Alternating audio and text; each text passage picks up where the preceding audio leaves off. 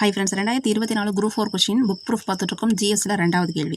அலிப்பூர் குண்டுவெடிப்பு வழக்கில் புரட்சிகர தேசியவாதிகளுக்காக வாதாடியவர் யார்? ஆன்சர் ஆப்ஷன் ஏல இருக்கக்கூடிய சித்தரஞ்சன் தாஸ். ஓகேவா?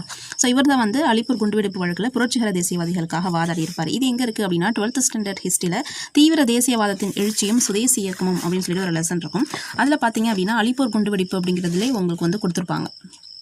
ஸோ அதில் பார்த்தீங்க அப்படின்னா சித்தரஞ்சன் தாஸ் தான் வழக்காக இந்த புரட்சிகர தேசியவாதிகளுக்காக வந்து இது பண்ணியிருப்பாரு இந்த அலிப்பூர் குண்டுவெடிப்பு கேஸில் அப்படின்னு சொல்லிட்டு உங்களுக்கு வந்து கொடுத்துருப்பாங்க. ஸோ இதுதான் வந்து டேரெக்டாக வந்து உங்களுக்கு கொஸ்டினாக கேட்டிருப்பாங்க. ஸோ நெக்ஸ்ட் ஒரு வீடியோவில் வந்து அடுத்த ஜிஎஸ் கொஸ்டின் பார்க்கலாம். தொடர்ந்து நம்ம சேனலை சப்ஸ்கிரைப் பண்ணி வாட்ச் பண்ணுங்கள். ஒவ்வொரு கேள்வியாக நான் போடுறேன்.